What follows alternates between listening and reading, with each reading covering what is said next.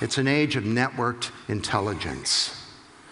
It's an age of vast promise, an age of collaboration where the boundaries of our organizations are changing, of transparency where sunlight is disinfecting civilization, an age of sharing and understanding the new power of the commons, and it's an age of empowerment and of freedom. Now, what I'd like to do is, to close, to share with you some research that I've been doing. I'm trying to study all kinds of organizations to understand what the future might look like. But I've been studying nature recently. You know, bees come in swarms and fish come in schools.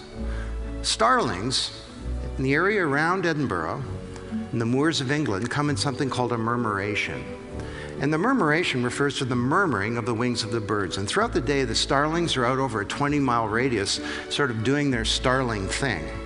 And at night, they come together and they create one of the most spectacular things in all of nature. And it's called a murmuration.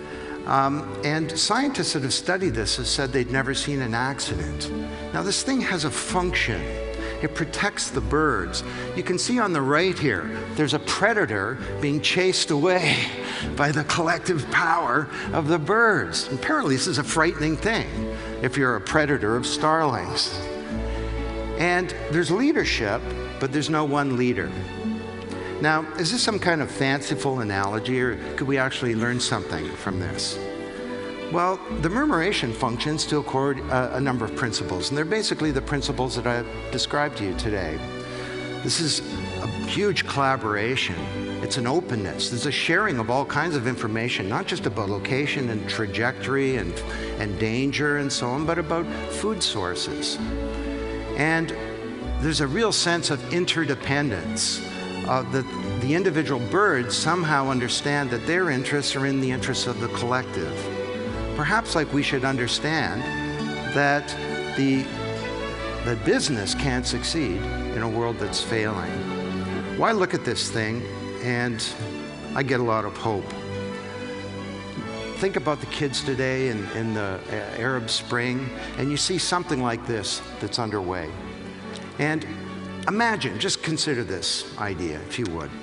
What if we could connect ourselves in this world through a vast network of air and glass? Could we go beyond just sharing information and knowledge? Could we start to share our intelligence?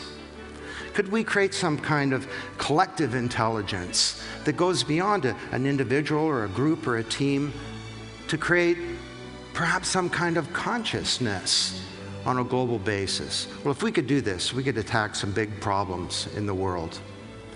And I look at this thing and I don't know, I get a lot of hope that maybe this smaller, networked, open world that our kids inherit might be a better one.